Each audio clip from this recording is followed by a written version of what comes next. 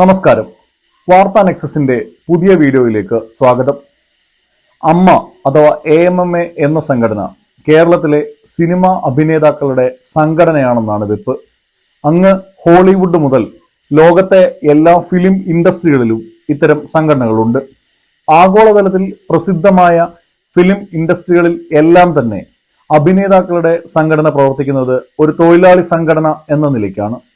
Star, super star പുറമോടികൾക്കപ്പുറത്ത് അഭിനയ തൊഴിലാളികളാണ് ഇവർ എല്ലാവരും.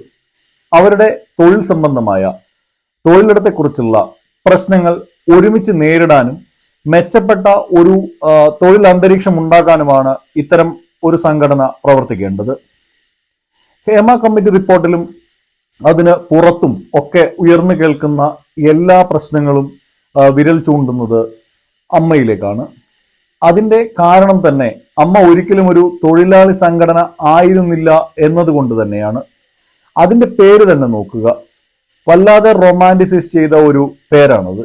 ഒരു സാംസ്കാരിക സംഘടനക്കോ അല്ലെങ്കിൽ ഒരു റെസിഡൻഷ്യൽ അസോസിയേഷനോ മറ്റോ ഇടാൻ പറ്റിയ സ്വഭാവത്തിലുള്ള ഒരു പേര്. എന്നാൽ അമ്മ ഇതൊന്നുമല്ല. അമ്മ ഒരു എലൈറ്റ് ക്ലബ്ബ് മാത്രമാണ്. ലക്ഷങ്ങൾ മെമ്പർഷിപ്പ് തുക കൊടുക്കുക, വർഷത്തിലൊരിക്കൽ കൂട്ടം കൂടി സ്റ്റേജ് ഷോ നടത്തുക, ഫ്ലൈറ്റ് ചാർട്ട് ചെയ്തും മറ്റും വിദേശ യാത്രകൾ നടത്തുക, ഇതൊക്കെയാണ് പ്രധാന പരിപാടികൾ. എല്ലാം നിയന്ത്രിക്കാൻ ഒരു പവർ ഗ്രൂപ്പ് ഉണ്ടെന്നതും അമ്മയുടെ മറ്റ് കലാപരിപാടികൾ എന്തൊക്കെയാണ് എന്നുള്ളതുമൊക്കെ ഇപ്പോൾ നമ്മൾ പല ഇരകളുടെയും വെളിപ്പെടുത്തലുകളിൽ നിന്നും മനസ്സിലാക്കിക്കൊണ്ടിരിക്കുകയാണ്. അമ്മ സംഘടനയുടെ മറ്റൊരു വിനോദം ചാരിറ്റിയാണ്.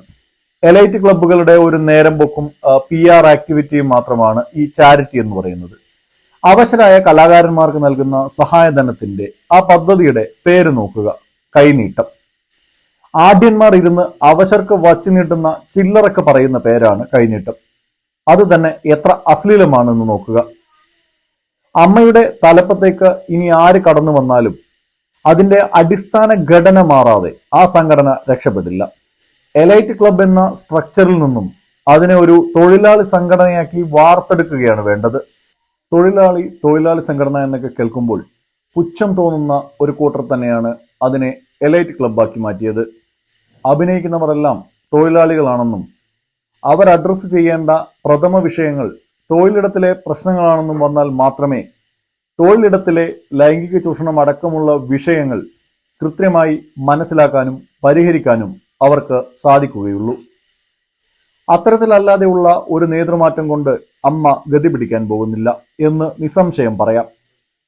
കാര്യം എന്തൊക്കെയായാലും ആരൊക്കെ അകത്താകും ആരൊക്കെ പുറത്താകും എന്നതുകൂടി പരിഗണിച്ച് പതുക്കെ മതി പുനഃസംഘടനയും പുതിയ നേതൃത്വവും എന്നതാണ് എൻ്റെ വ്യക്തിപരമായ അഭിപ്രായം.